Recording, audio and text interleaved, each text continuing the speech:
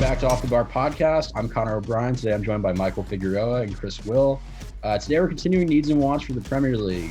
We're looking at some teams outside of the top six. We're going to look at Wolves, West Ham, Leicester, Aston Villa, Everton, Leeds. One other one at the bottom of my page that is slightly out of view because it's a two-page document. Newcastle is the other one. Let's just dive right in, guys. You want to start us off? Michael, West Ham, needs and wants. Why are you starting me with West Ham? Chris is Why am I starting you with West Ham? I started you with Aston Villa. I'm West Ham. Are you West Ham? Did I say West I'm Ham? West Ham. You did say West. Before I said Aston Villa. Oh, jeez. I'm the It's same okay. team with the same color, but different. It's the same but different. Don't worry. The same. Same. So I mean, if we take a look at West Ham, obviously a pretty decent season, finishing in the 7th spot, getting a spot in Conference League. Not too bad considering how they did in Europe this season. I think we definitely saw a major leap from Jared Bowen. I think he kind of came on as a superstar this season. Obviously, some people on this pod, that person being Rafa, had him in the best 11 for Premier League, which you can't really fight because he had a good season. But I think when we look at the squad as a whole and how they're going to move forward, they definitely have some solid pieces when you look at Declan Rice, Antonio, and Bowen. Like, I think those are solid things to build on. Young goal scorers, developers. Rice in the middle kind of controls things very well. I do think that we'll see an upgrade in the defense without any moves being made because now Kurt Zuma has had a full season under his belt there with West Ham after having not really played with much consistency when he was at Chelsea. So now he's at West Ham. He has a season under his belt. Hopefully can continue with some momentum going forward to kind of bolster up the defense that did give up 51 goals in the league this season. So I think when you're looking at that aspect of things, it'll be okay.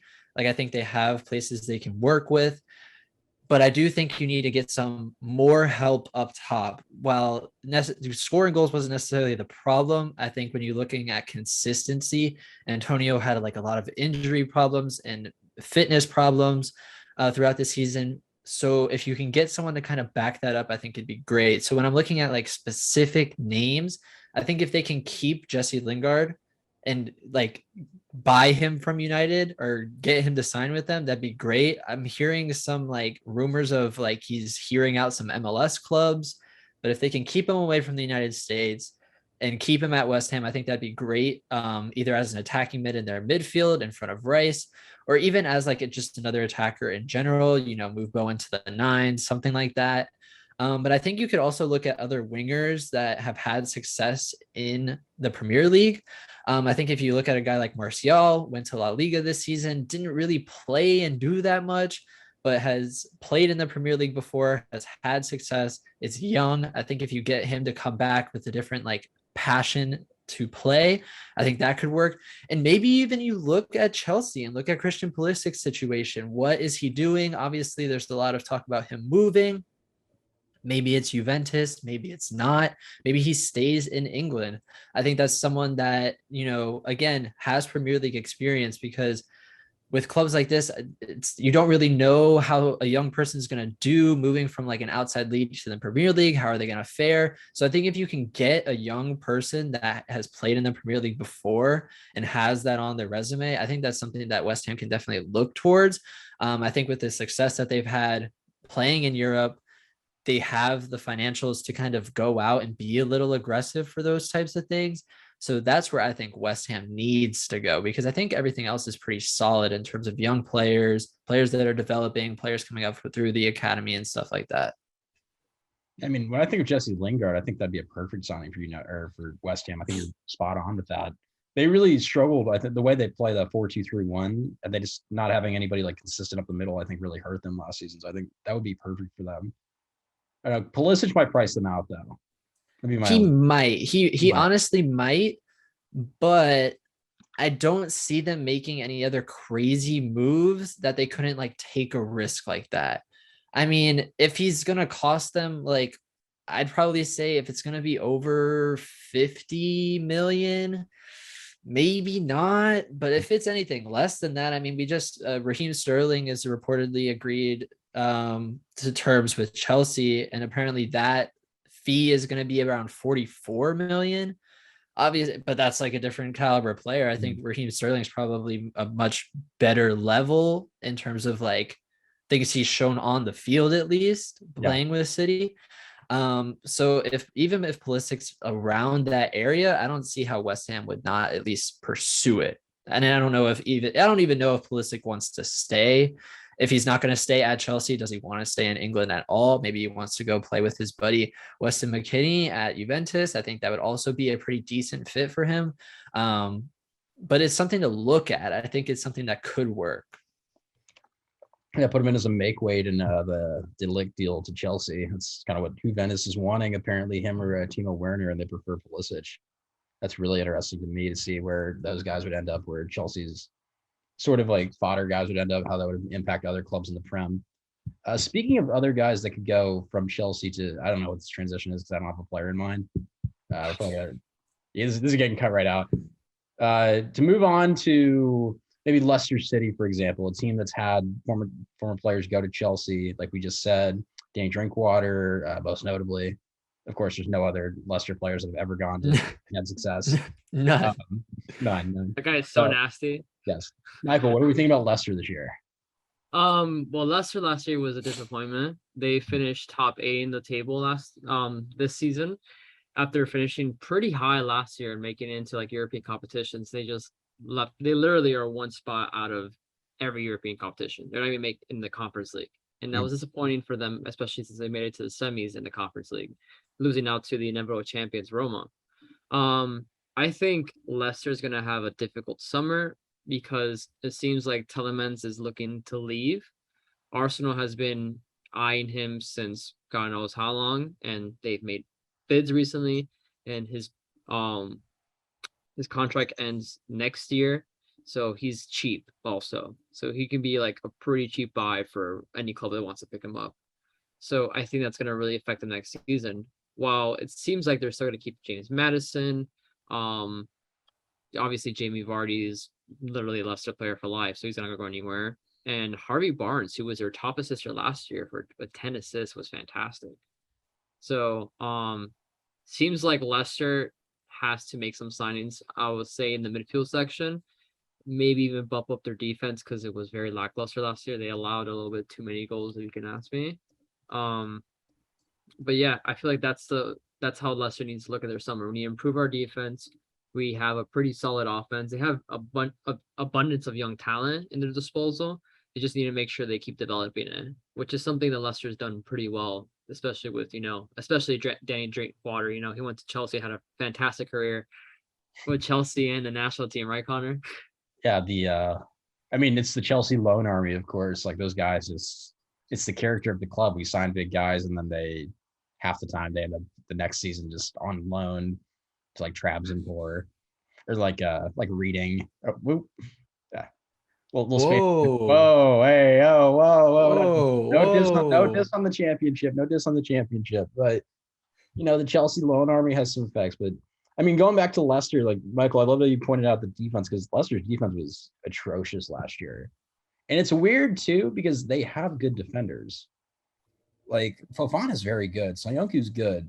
Bednarik is good. Like Johnny Evans is old, but he's good.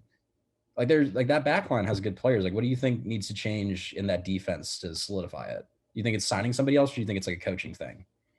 It could be a little bit of both. I will argue that I'm not very sold on Brendan Rodgers as a manager. He was what I thought was holding Liverpool back then, and it proved that once he was gone, it got better for them. And I feel like Leicester, after having a fantastic season last year, it's kind of disappointing how they've been performing this year. And I think it might need to be a change of managerial status at that point. Obviously, I would also say please go for another defender if you want to improve your team. But I wouldn't say, Brendan Rodgers' time at Leicester, if he doesn't perform really well early in the season next year, it will be limited because they underperformed massively. I remember last season, everybody was saying that after Leicester won the FA Cup, they're like, this is the new Big Six. Leicester is in the Big Six officially. And it seems like last season they just were kind of forgotten about. That was everybody's favorite underdog team, and now they're kind of like disappeared away, like they got snapped away by Thanos It's every other year Leicester, they're good. every other year. Every Yeah, I think August, it's they gonna- have a good year and then Yeah. they offload their team and then they Yeah. get young guys and it's just like rinse and repeat. Mm. But it's I not been honestly, I think Leicester had a season that's pretty on par with what you would expect. I mean, we can say that like top 16, top 16. Let's be real, they're not a top 6 team. So I think finishing around that 7 or 8 spot is pretty much where it's expected for them. Because like we said, they're not the team that's gonna like build a really good team and then build on that the next season, because as a business that this sport is, like they got to offload players, they're going to make some money. And I think just Leicester's development in general is just pretty good in comparison to other teams. I feel like they always like reload with young talent. I think when you look at their roster now, you look at guys like Patson Daka or Wilfred Ndidi, like those are really two like the players that seem to just come out of nowhere and like they start performing at Leicester and they show really good promise. So I think like that 7 or 8 spots about where I expected them to go. If they do any better than that, then I think that's a really good season for Leicester. If they do anything less than that, then I think that's a disappointing season. Yeah, I agree with something you said about Leicester kind of becoming like the young guys leave and all that. They're sort of becoming like a Dortmund, where they just kind of exist to like farm their young players out to like bigger clubs. Like it is really interesting to see how like with Dortmund being status as like the number 2 in Bundesliga and not really having that in the top 6 in Prem is so hyper competitive. It's interesting to see that Leicester's kind of starting to take on that role as like the farm out club. And you know what's wild? I think people often forget about this is that Leicester City made the world think that Harry Maguire was like the best defender in Prem. I don't even know how that happened. Dang. I don't You're know. not wrong. That might be the crime of the century. Like, the 80 mil for Harry Maguire has got to be the biggest ripoff ever in soccer. He was wait a actually minute. very- Wait a minute. Are we Wait, just what's going to up? disregard Lukaku this season? Are we Well, just we going to can't skip forget over about that? that. We got 10 mil back for him. Oh, you're right. What is United getting back for Harry Maguire?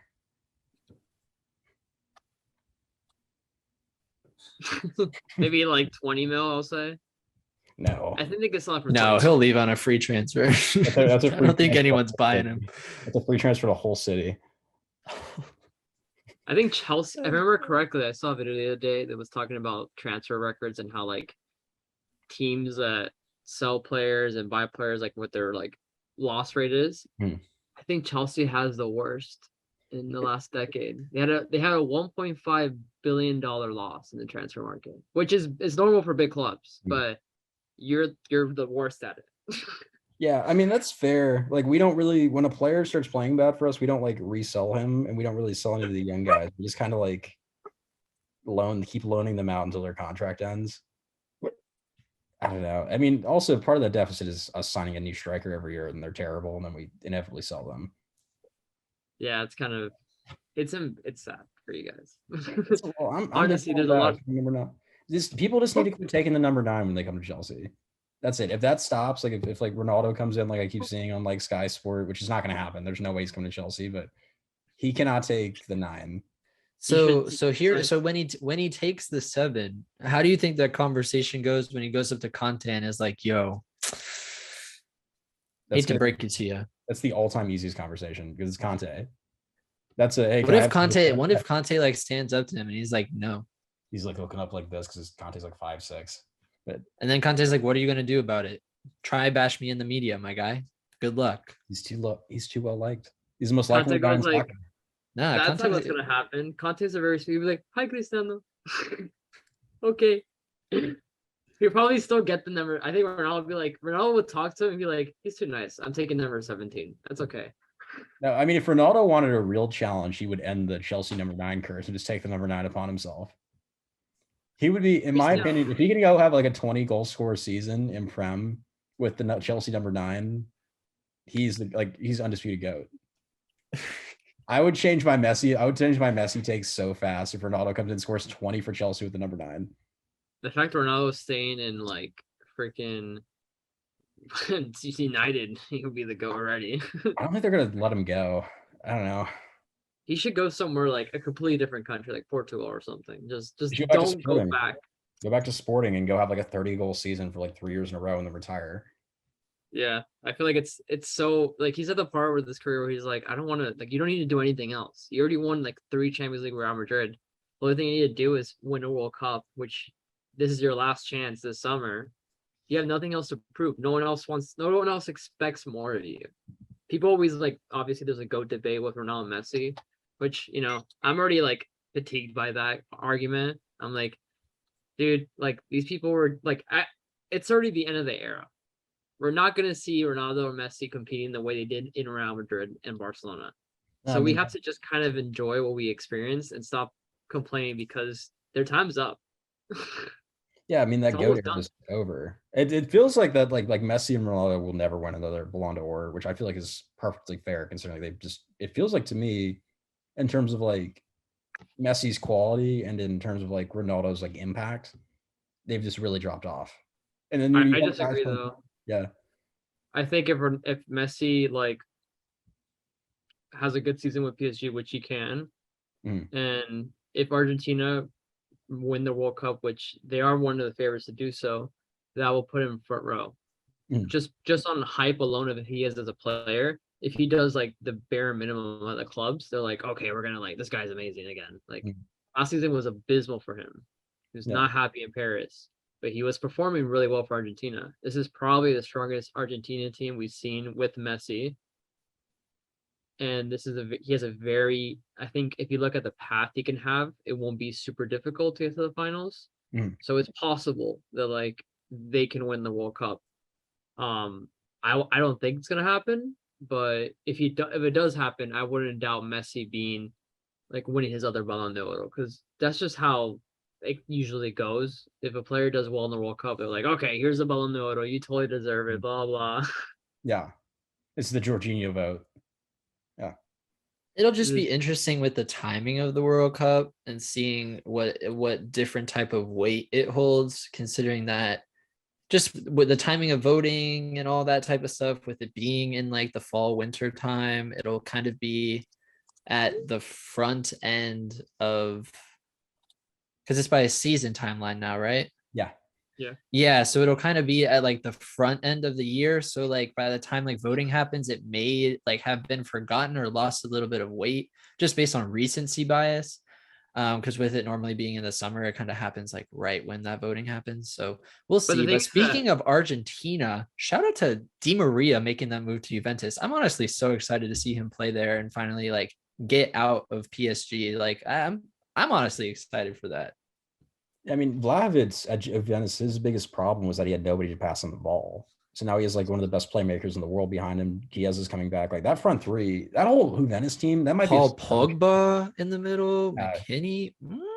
that's They're not bad. that's a They're Champions League pretty sleeper. good. Champion, like that's a Champions Chiesa, League like sleeper. I think. I think they could win the whole thing. Dude, That's a good they're squad. not bad. If they get another Yeah. center back, Alvaro Morata, probably. well, they got rid of Murata. They finally did it, right? Yeah, The biggest apparently like money laundry scheme in the world of soccer. Alvaro Murata getting a 50 mil transfer every 2 years. To like a big club and he's like okay. I wouldn't be surprised if he goes to England next. I feel like he was in Arsenal's radar at one point because we obviously need a striker. And I'm like he's okay, but like why would you spend $50 million on him, 10 mil move to Wolves. Yo, you stole my topic. I was gonna say that. Speaking of Wolves, Chris, Darn. Wolves. Wolves. If I had to pick a team to support in Premier League, I'm picking freaking Wolves because why not? Adama Traore is a freak of nature. I love watching him play. I love playing with him in FIFA because he's a freaking beast. I'm so glad that he's going to be back from Barcelona for this season. I think that Wolves was definitely missing like that piece. It was kind of like a weird move, like when that because he moved at the same time as Aubameyang, and it was like, who is this Barcelona team that's like coming together middle of the season? He was there for like 4 months. Now he's back with Wolves. That's great. Gonna be wonderful. We love to see it. When we're looking at Wolves as a whole, they finished 10th. That's about where they've been finishing the last couple of years. This is obviously Portugal 2.0 when you look at this team. So, when you're looking at adding pieces, Cristiano Ronaldo's Portuguese. So, what does that mean? Sui. What does Oh, that he was with the mean? Windors. That's for the TikTok for sure. He was with the Windors. Yes. What does that? Ronaldo's from Portugal. Ronaldo's from National team. Portugal. Wolves is Portugal 2.0. The World Cup is coming up. Ronaldo wants out. What does that mean? Ronaldo has What are they feet. doing? Portuguese people and Wolves have feet. What are they doing? Anyway, back to Mhm. things that can actually happen. When we look at the goalie, they got great. Salah's going to do fine, going to continue to do fine. That defense in general, really, really good. When you look at the defense, 43 goals against, better than some of the clubs that are going to play in Europe. So I think when you look at the defense, they're going to do just fine. They got pacey wingbacks that have done well. Semedo, Boley has been solid. Cody's been really good. So I don't think the defense is really much of a problem. If they wanted to stay on the Portugal route, they could look at like Mendes or something like that, but I don't really think they need to do much there. I think where the biggest problem comes in is going to be in the midfield and the attack. So only 38 goals scored. That's only above the 3 teams that were in the relegation zone, which is not good for a mid-table team. Definitely not for a team that's looking to get to Europe. 38 goals is simply not enough. So if we're looking at players that could possibly help, just looking at names and midfielders that could possibly be on a move, and not anything that's like super like solid, like this person's trying to leave. But I think if you look at someone like Wijnaldum at PSG, played a lot, didn't have like the best season by his standards. I still think he has a lot of like room to play, and I think his play with the Netherlands is really good. So with the poor first season, I think if they were to put him in there kind of as a more defensive mid when they have Moutinho and Neves, like I think having a more like defensive minded or kind of holding mid like Wijnaldum would be pretty good. Even if they looked at a couple guys that are, Portuguese, I'm sure they could find someone. But even if you're looking at youngsters, I think the big name that comes up when you're looking at guys coming through the program would be Morgan Gibbs White. He didn't play much. Well, obviously he was at Sheffield United this past season. In 37 matches, he had 12 goals and 10 assists. So I think that's a good, solid building point for him to make the move to the Premier League. Hasn't played much with the Wolves first team. Only 2 games this past season with the first team at Wolves, obviously getting moved to Sheffield United. Now he's back with Wolves. I would look to kind of see him as a 22-year-old, try and do something in that midfield, add a little bit of youth. I think up top, when you look at Jimenez, I think coming back from his injury, obviously is a very scary one. I think he's still kind of the guy. I think he still has like the ability to be a number 9 in the Premier League. And I don't really think they need to be crazy making a move there. NATO is coming back from an injury as well. So, I mean, it's a lot of like bolstering up that lineup without making any moves. Because now you're looking at Neto up top with Jimenez and Adama Traore. I think that's a pretty good attack especially by middle table standards. They could obviously make a push. Some guys that looking at different message boards and different places that cover Wolves, they're talking about Guedes or Seferovic as possibly coming. Those are obviously good attacking options as well. When you look at Seferovic, when he's been at Benfica, he's scored 20 plus goals in seasons where he's played over 30 games. Last year, he only played 10, 3 goals, 2 assists. Not bad by just pure ratio standards, like 10 goals, 10 games ratio. And then Guedes has done pretty good at Valencia this past season, scoring 11 goals, 6 assists. Not too bad. Born in Portugal. It works. Portugal 2.0. Get Ronaldo as well. And Wolves is going to Champions League. I think, I think that's a little bit much saying Champions League, but I also think that Wolves will probably need to upgrade their offense a little bit. I don't know. I feel like Jimenez, especially particularly Jimenez, he's been really out of sync recently, and it's been more prominent to people that watch CONCACAF football, seeing how like he's not really performing for Mexico, and Mexico in general have been pretty lackluster in their friendlies, which is crazy. but Jimenez has not been confident on top, and I feel like it'll help Wolves out to get a young striker to come off the bench and slowly take his spot, just in case. Because if it is like you said, like maybe it's just a funk he's having, and he can probably come back. He is Raul Jimenez. He's proven himself in the Premier League. If it's not that, it doesn't hurt to have someone young and up and coming to give him more minutes. I mean, they have Fabio Silva that's supposed to be occupying that space, but I don't feel like he's ever going to come through. I mean, he's been there, 3 years now? He has like 3 combined goals, all competitions. Like he's just not, he's had a lot of opportunities to prove himself, especially when Jimenez was out. I don't think he's taking advantage of those opportunities at all. If I'm Wolves and Jimenez isn't going to play, I would just move Neto over to like striker and just play that way. Fabio Silva, I feel like gives you nothing. I think it would, like Michael's saying, it would be really great for them long term, especially to like get a striker in there that's younger, that can go and give you like 15, 20 goals a season. Yeah, it honestly might be worth them looking to loan out Silva. 22 matches last season, no goals and no assists is definitely not what you want to see from that guy. But he is only 19. I wouldn't necessarily, I'm definitely a big believer in not getting rid of young talent, but I am a huge supporter of loaning them out, get them experience somewhere else. If they're doing good, bring them back, see if they can do it. So it's definitely something you could do with him. They have a lot of young talent in general. And they're all freaking Portuguese. Like, I don't know how they do it, but it's just a straight pipeline and it's crazy.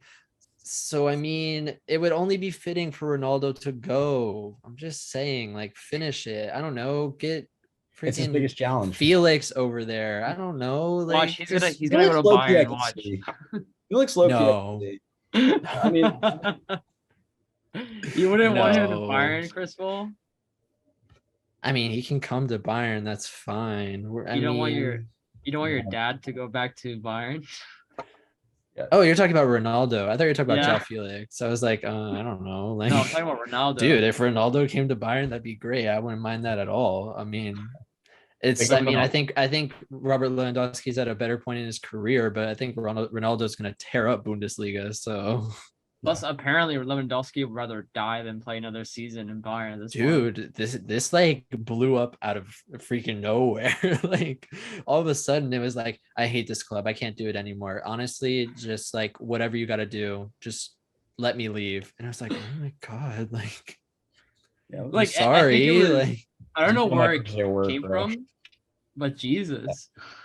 Dude, like, just started like completely destroying the club. It was like, oh my god, I'm sorry. Like, I don't know what happened. It just blew up out of nowhere. But all the Bayern fans are like, we like you, please. It's like, Man. Yeah. I think it's the fact that he saw Benzema getting like nominated for Ballon d'Or. He's like, that's it. I give up. What else do I have to do? What else can I do? I don't know what I have to do. Yeah.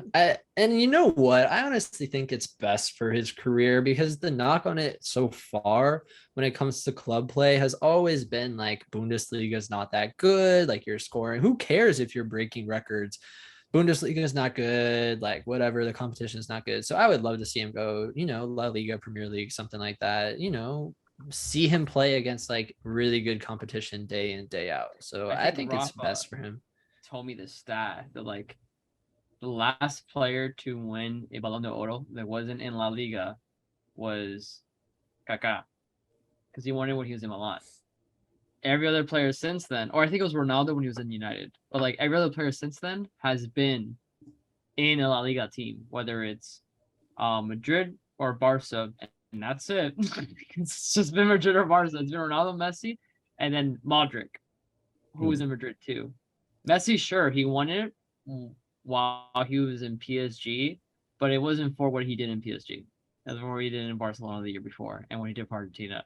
So, like, I think it's kind of like Lewandowski's like, you know what? Like, I've had it. I do everything. I try my hardest, and I don't win this like trophy, and no one's gonna give me the credit for it. I'm gonna go to the league that can actually like give me the clout to do it, because Bayern kind of holds a monopoly in like the Bundesliga right now. It's insane. Like, you guys are way too good in that league.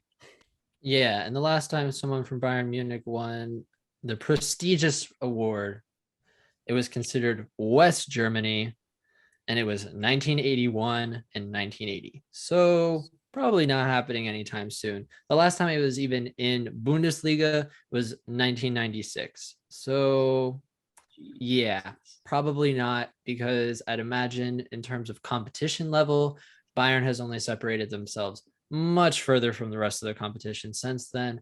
So if he wants to get those individual awards, individual accolades, the recognition he deserves, definitely got to go somewhere else. As much as that sucks to say as a fan of the team, I respect it. Like, he's given like enough to this team to earn kind of the right to leave. So I think it might affect your team. You might win the league like 2 weeks ahead instead of a month in advance.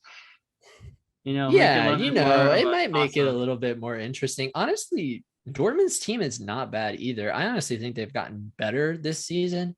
Yes. Despite the fact that Holland's left, like, I think they've upgraded, they got the German duo at center back, like they got Aller from is it Ajax, right? He's at Ajax, yeah. That's what I Yeah. thought. And I think and I and you know Leipzig. what? That's just like what Dortmund does. They just like, dish out players for way more than they bought them for, and they reload. And I think they've gotten better as a whole this offseason. So, I'm going to pull a little Rafa here and try and like use reverse psychology.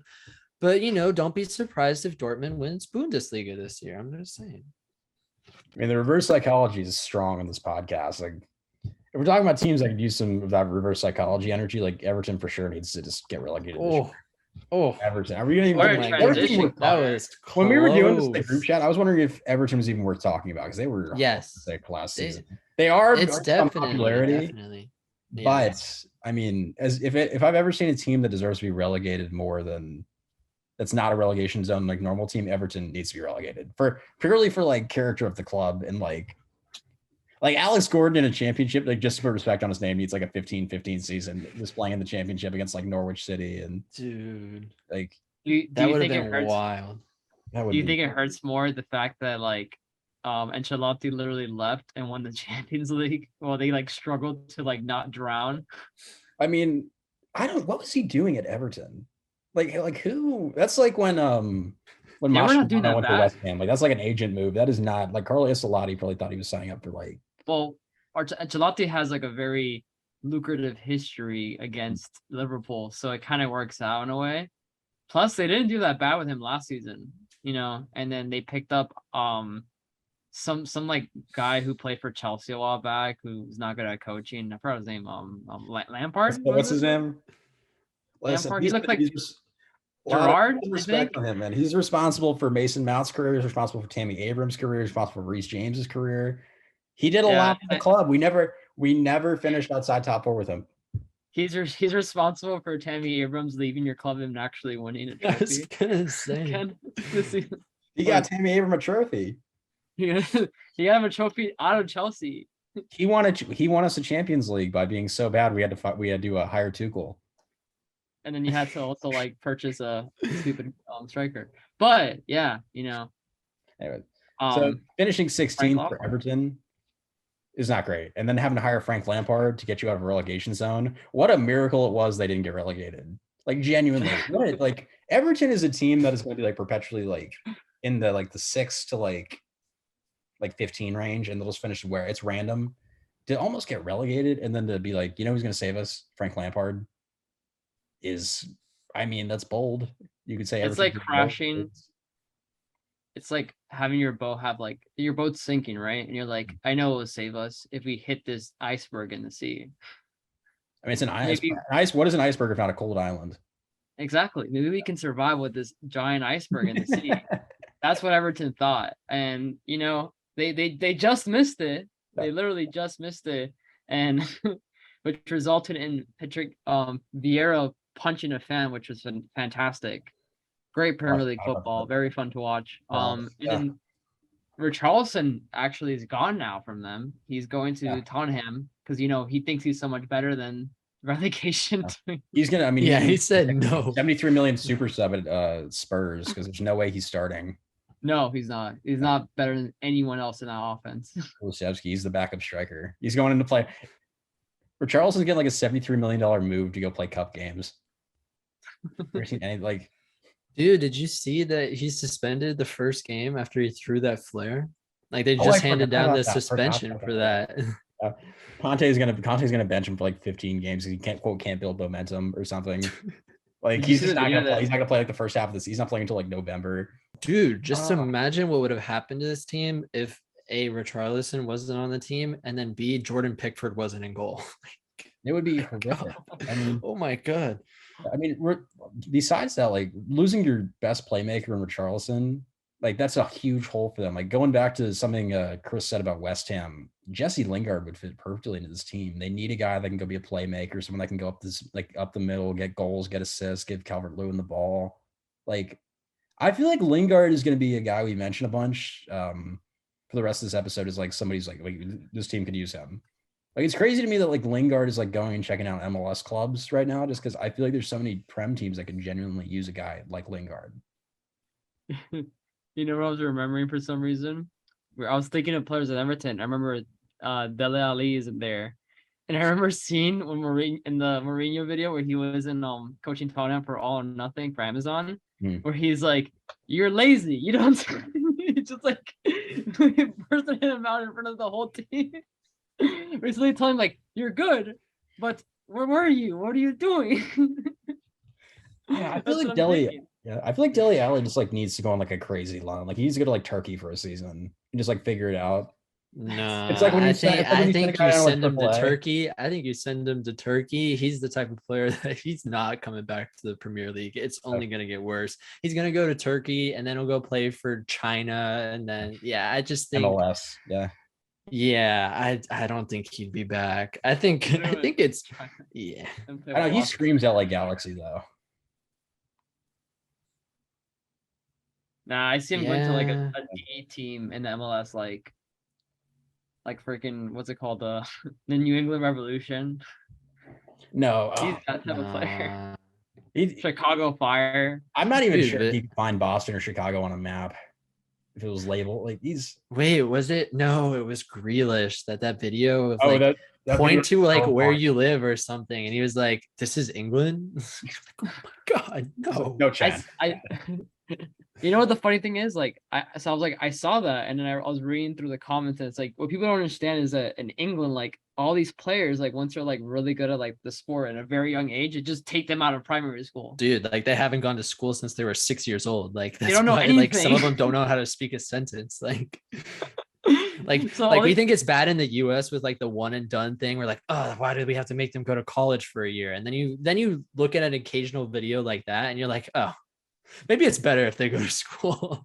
For a year. I mean, can you imagine trying to talk to Grealish about like something serious? Like imagine asking Grealish about like the economy.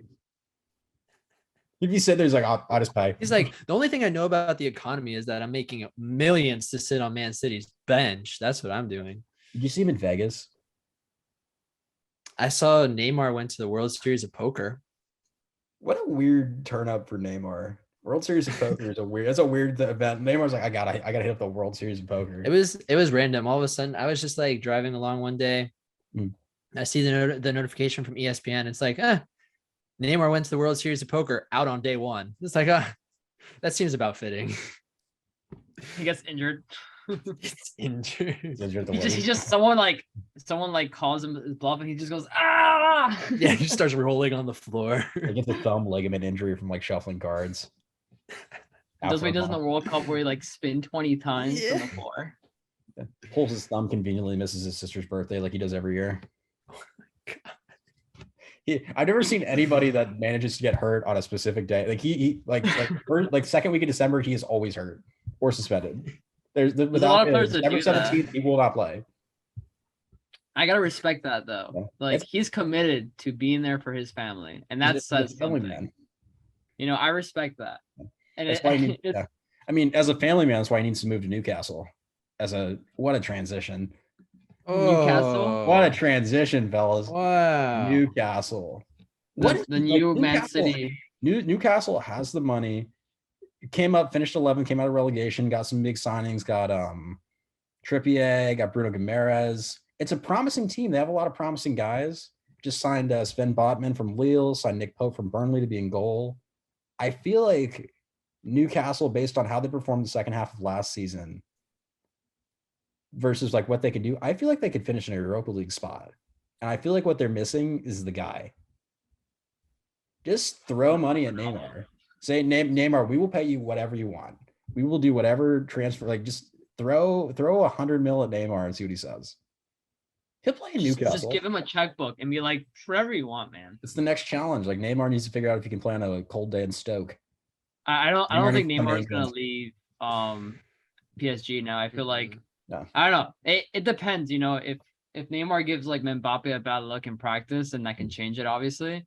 I mean, But you it seems gotta be on the right side of Project Mbappe. he like forgets to say happy birthday to him or like something like stupid, and then he just gets kicked out, you know. That's It what could be happened worse. with- Like I And I think mean- City, the new city is gonna be Newcastle. And I think it's funny how Man City is the best team in Manchester right now. And Newcastle could be the best team in England with the name United in there. What does Man U have now? What are I they mean, gonna have? especially nothing if Ronaldo leaves. Yeah. We're about to have some national teams going on in like Prem. Like, we're gonna have like Dutch national team at Manchester United. We're about to have like a Portuguese national team at Wolves again. And as a I'm killing transitions today. American national team at Leeds. Boom, boom. Tyler, USA, Adams, let's USA. go. Let's go. Leeds United. Let's What go. a disappointing season. Finishing Not second- anymore. Not anymore. Their savior is here. Savior's here. Let's talk about Tyler Adams. Tyler Adams, the most underrated defensive mid in the world. You can't tell me he plays that good for the national team and he's not like a top 10 defensive mid in the world. This is a serious take, by the way. I'm not joking. Top 10?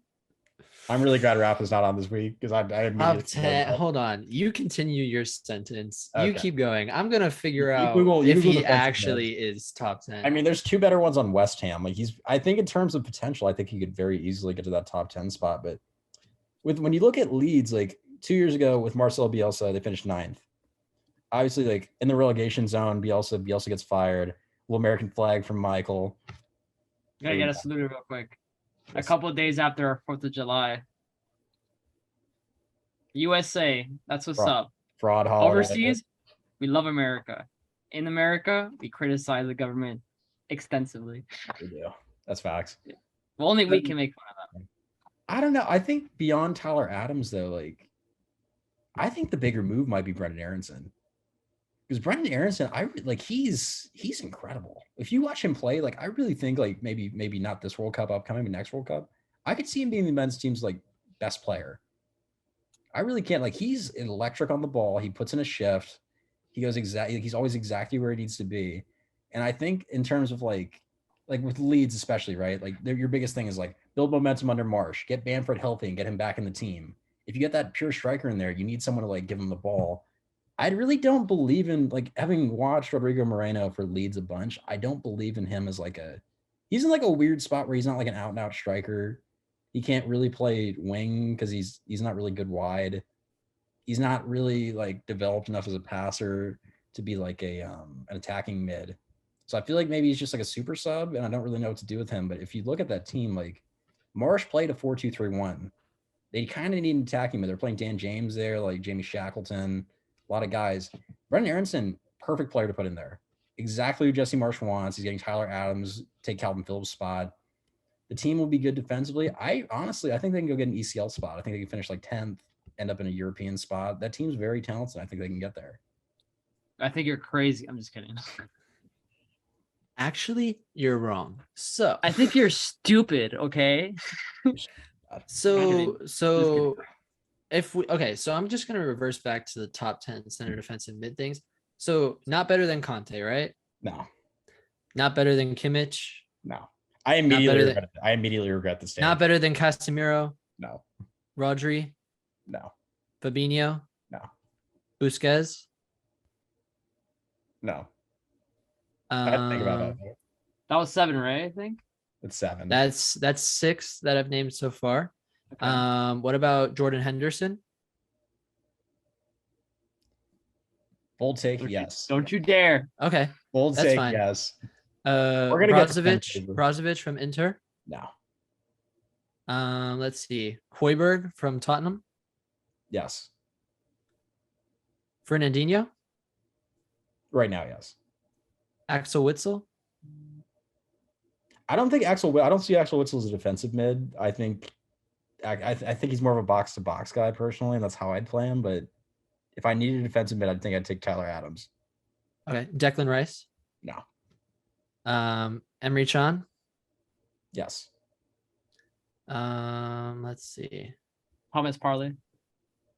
Thomas Partey. Is Partey, that he's Chelsea's like water boy, right? That's the one that plays in Arsenal. You mean the team that beat He you? plays 5 games for you guys when he's not hurt every year. Let's not talk about the injury. When he's healthy, on his day, bro. On his day, he's a top 10 defensive mid in the world. I will give you that, but he only has his day 5 times a season. Oh, that's a little bit bold for you to say. He has to play more. Well, at least my team doesn't have Jorginho. I immediately, Tyler Adams doesn't even really start for Leipzig. Like I immediately regretted this take. This might be the worst. I've had And a lot of bad takes. That might be the worst take I've ever had. You know, it was emotional. We brought up 4th of July. It was all the like excluded. patriotism was just like pulsing through your blood. Pure-blooded So American, it's man. okay. We'll give a pass. I sit and pretend to listen to Joe Rogan just like every other pure-blooded American. Pretend, dude. He's It's either Joe Rogan or Pat McAfee, bro. Like Pat McAfee is Joe Rogan for Democrats, and I love him. Dude, Pat McAfee Love is him. fun. Pat McAfee is fun. He just wants to talk about MMA. He wants to wear like cutoffs and like talk about MMA and football. He had Shams on. He's like, I have no idea what to talk about for basketball. He's new meat. Like he's like JJ Redick for football. He's great, and I love him. And he's a big fan of the MLS. He was a big supporter of the Apple TV deal. We love it. We love to see it. And we can't forget to mention Boston sucks. Very important. Yeah, definitely. I will die. And he's a Pittsburgh guy. I'm a big Steelers guy. Love him. But anyway, back to Brendan Aronson. This coming World Cup, don't see him starting, but I wouldn't be upset if he came on at the 60th minute every single game as a super sub. I wouldn't mind it. I would love it, actually. So that's what I see from Brendan Aronson. This coming World Cup, obviously, that's coming up. The U.S. men's national team, baby. We had to get them in somehow, so I'm glad we got it in. Thank you, Connor. Chris, real quick, bold U.S. men's national take for you. Wanted to run it by you. Yeah. Brendan Aronson is a false 9. Well, he's certainly not a true number 9. So, yeah. Because we're missing the striker spot. I feel like we need to get Aronson into the squad.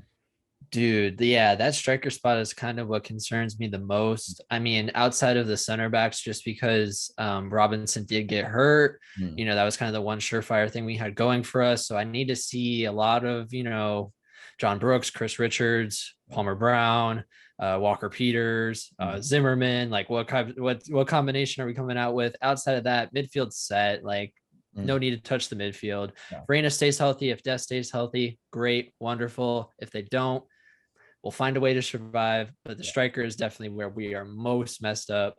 Jesus Ferreira, Ricardo Pepi, DK, we'll see. Haji Wright caps. Like we're just so lost at striker. Like Haji Wright is getting caps. Dude, we give there's no consistency. I don't think we're ever gonna get it. I do hope that Zach Steffen finds another home for this season to get some reps. Reports are that he does want to go somewhere else to get those reps.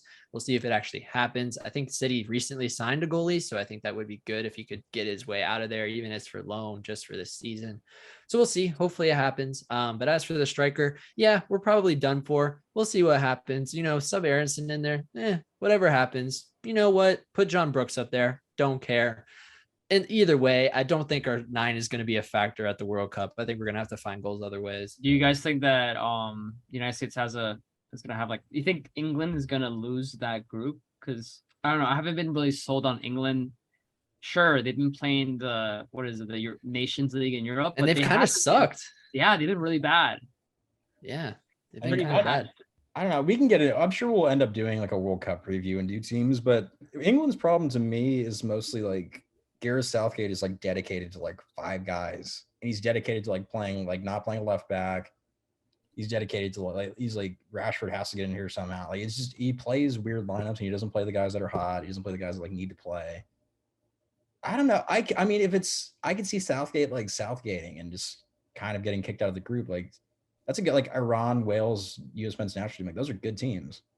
It's not out of bounds. Yeah, yeah. It's I gonna be mean, a tough group. England currently sits at the bottom of their Nations League group with 2 draws and 2 losses. But I will say their group is Hungary, who sits at the top of the group, Germany, Italy, England. So it's a good group. England sitting at the bottom, A Hungary no not being team at the bottom call. at the bit is the biggest Mhm. surprise to me. But Really. it's never like against England's, narrative prerogative to kind of fold at a tournament. So you never know. We can't I'm not putting my money down that England's gonna win the group or even make it out of the group just because, never know. It's Yeah. not coming home. That's what I'm hearing. Never coming Well, home. it didn't come home into the Euros, so who's to say it it's was coming already home there. from Qatar? I mean, to draw it back to I just another want to. team, to draw just back to wanna- another English team, just to wrap up here, last English team we're going to talk about in this episode. Michael, Aston Villa. However I'm Is going it to Villa? pronounce Is it Villa or is it Villa? It's Villa. It's okay. It's two if it's a Hispanic team, you say Villa, but Mm. Right. it's an English team in the English Premier League where their manager is Steven Gerrard. It's Villa. Just call it Villa. You don't have to be fancy. That is the whitest team I can think of. Just please say it with like an American accent or like an English accent. But I You don't could have to- Michael has spoken. Thank you. I don't know. I could see John McGinn in like a thick Scottish accent being like, "Oi, Villa." I could see that. It seems wrong though. But yeah, Aston Villa. Last season they finished at 11th. They signed Gerrard from the Scottish Premier League, who won undefeated, by the way. So what do you think? They're gonna be crazy, right? They have Coutinho, 14th, downgraded, did not play as good. They had the chance to actually give Liverpool the title, which Gerrard would have liked to do, and just like in Gerrard fashion, he slipped up again and they lost. I just a little slip up joke right there. I couldn't hesitate to do it, but seems like Villa are gonna need some changes. They were not impressive last season. They kept Coutinho for literally pennies on the dime. So they took that page from Chelsea by Barcelona took a page from Chelsea by giving players away for basically pennies of what they paid for. And it seems like they're trying to make the right decisions, but I'm not exactly sold on them. What do you guys think? I don't know. I think like that it feels like promising. Like they did have another coach to start the season. He gets fired. Gerard comes on from Rangers. I really think like this is a promising team. I can see this team finishing like 5th or 6th. I really do. I think their biggest thing is like Ollie Watkins has to stop playing right wing. Like you have to you have to be like, I have 2 really good strikers. I have an attacking mid. We don't need to play wide. Just play him narrow. Let the fullbacks get wide. You have like a lot of like Jacob Ramsey is a very promising midfielder. McGinn might be one of the most maybe sans like Ward Prowse might be like the most like underrated midfielder in Prem. Like there's a promising team. They just signed Boubacar Kamara from Olympic Marseille. What a pull for me because I did not know that off the top of my head. So there's a lot of promising guys in that squad. I really do think that team can finish a lot higher. And I think a full season of Gerrard building momentum, playing the way they need to play, I think they can get there. Yeah, I have more confidence in Gerrard as a manager than I do of, Lampard, and I think he could do a really good job with them, given a full season and full opportunity for it. But despite that, I feel like the league next year is going to be very competitive, even more so, and I think they need to make some more, adjustments personally if they're going to want to compete or push even further, because it seems like the top 4 has gotten more aggressive. Obviously, they're obviously not going for a top 4. They're more competitive, or they're more in like equal terms to teams like West Ham and what's it called? Leicester and Wolves. And I feel like despite maybe Leicester, the other guys seem a lot more stronger than they do. So I think it's going to be a tough season next year. I also want to argue that I think Palace is going to be pretty good next year too. They looked really good with Vieira as a manager. They were playing very good. They were taking points away from big teams. I also think Brighton is going to be very nice to see next year. They obviously were dismantling big clubs with the destruction of Man United at their home. So who knows? Like I don't see Villa doing that crazy. I don't think it's Gerrard's fault per se. I just feel like the club doesn't have enough to compete with the other big teams in England. Yeah, I'm a huge Zaha fan, so I could definitely like see if he pops off. He always seems to do very well, especially against big teams. I think he had a couple big goals against United this past season, to kind of like, put the nail in the coffin for them. But Connor, you said Villa finishing top 6 wouldn't surprise you. I don't think it's gonna happen. I think it's more likely they finish But like okay, so if it were to happen, what would need to like who is going to be the reason? Like if there's going to be one person on their team that's going to be the reason, or that is my first question. Who's going to like pop off out of nowhere for them for that to happen? And then two, what top 6 team from this past season would fall out, do you think? Well, I mean, I think the obvious answer for the team that falls out is Manchester United. They are not good. There's no like, especially if they lose Ronaldo. Like, what are they gonna do? What are they gonna play Bruno as a false nine? They got blown out the last time. They did that one time last year, lost 3-0. I don't see them like I don't see United finishing high. I think if you're Mike, looking at like with Villa, Danny Ings did not play very well last year. If you can get Danny Ings in like top form, like where he needs to be, I think like if you're getting like 15 out of him, 15 out of Ollie Watkins, get 10 and 10 out of Coutinho, like that's a dangerous team. I think Jacob Ramsey could really come out and like really surprise people. He's a very talented midfielder, still very young. I believe he's 20. I think he could really come out, really pop off for them, have an excellent season too. I think there's some promise on that squad.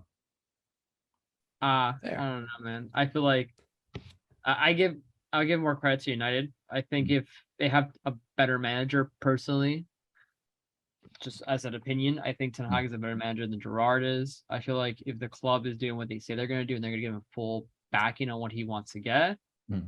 then they can make a nice run. They're going for Lisandro Martinez now, who played in Ajax with him and is looking. He's also being scouted by Arsenal. He plays left back, so that's a good signing for them.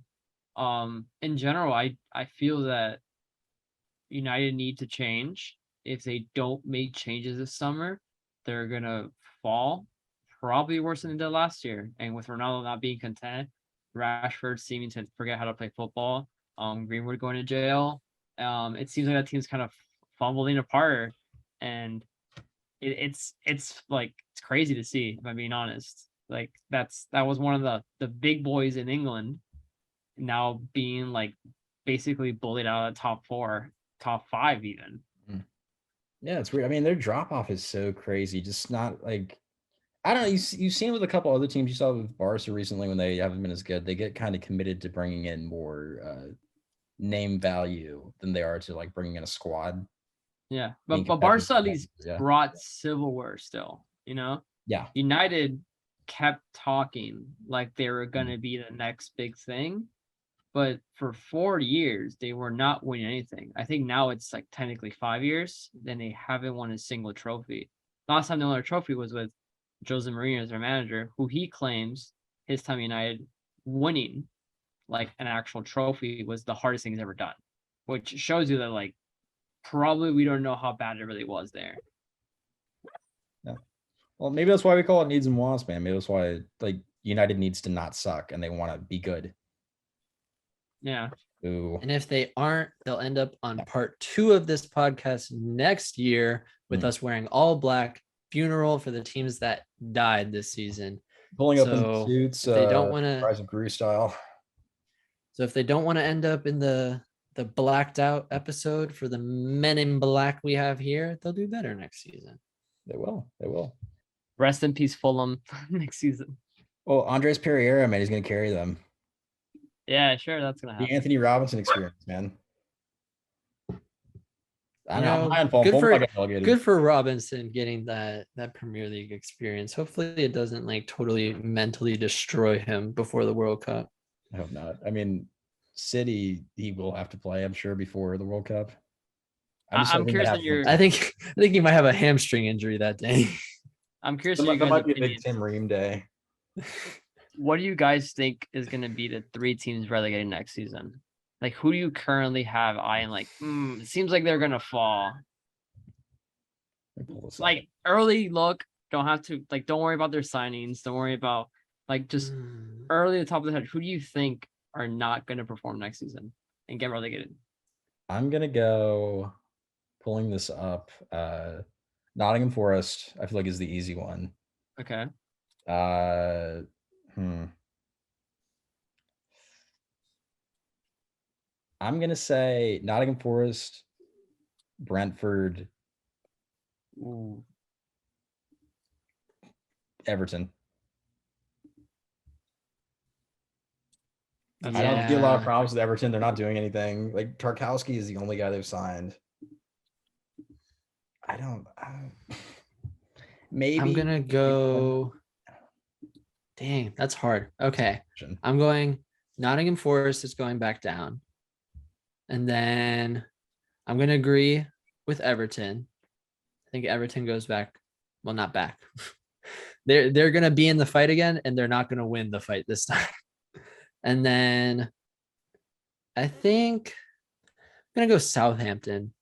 I think they've kind Yeah, of I think consistently sat at the bottom middle table. And I think that this year, I think Bournemouth has always had a pretty decent squad in Premier League. I don't think they'll be a one and done. I could see Fulham falling back, not gonna lie.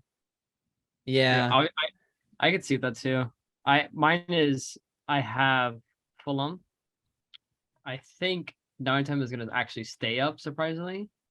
I think Bournemouth, AFC Bournemouth is gonna probably go down. And I have to agree with Southampton last season towards the end was horrible. I think people disrespect Brentford so hard. That team is money balling it, and I believe they're gonna do it. I think they're gonna stay in the league for usually the second year after staying up. It's like the Blues, and they kind of get relegated. I don't know. I feel like Brentford is gonna fight their hardest and try to be a consistent competition, or at least mid-table in the Premier League for a while. I'm rooting for them. I hope they accomplish it. I mean, no one wants to see Brentford get relegated. Like it's one of those. It's a feel good team, and they have a good story. Not a lot of money. Ericsson coming back. Fun guy. Dude, speaking of feel good stories in Ericsson, how about him going to United? His career's over. Oh, no. Can't do that to him. I don't know how it's gonna work out. Yeah, that was kind of random for me. Weird. I saw on I forgot who tweeted this on Twitter, but it's like Ericsson when Ten Hag asked him to play defensive mid. It's Obadiah Stone playing the arc reactor out of Tony Stark's chest. Oh yes, I saw. Dude. Yeah, I don't know why. Like, I guess like he's a great player, but I think they're already. When United inevitably plays with like Bruno Fernandes as a false nine, and then the starting midfield is like Ericsson, Donny Van de Beek, Frankie De Jong.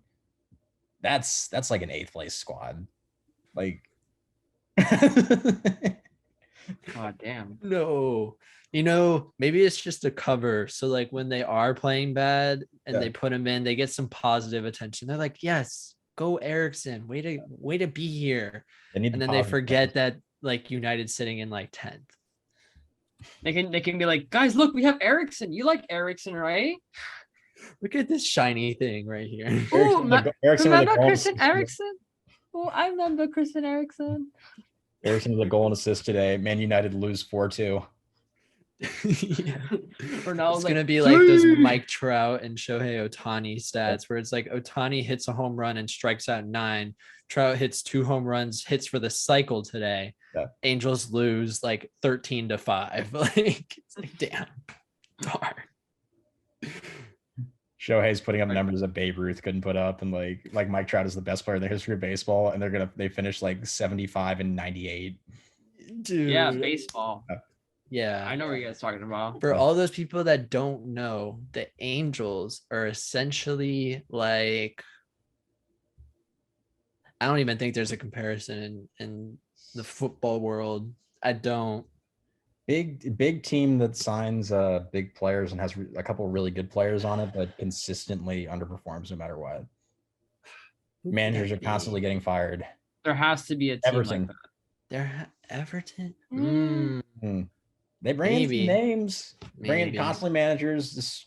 Maybe it's Tottenham. Honestly, it's with United. Kane and Son not winning anything really. It might be Tottenham. It's literally United. Tottenham.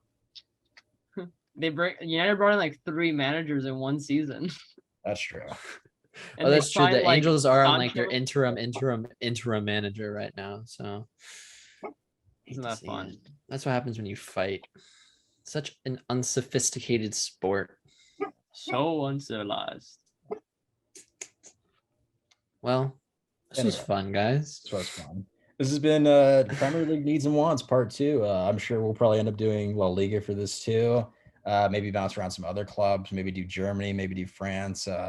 We'll see. But this has been Off the Bar Podcast. I'm Connor O'Brien, joined once again Michael Figueroa, Chris Will. Great pod. Thanks for tuning in, guys. Had fun on this one. Yeah, next week La Liga maybe. Who knows? Suey. Who knows? Thanks for tuning in.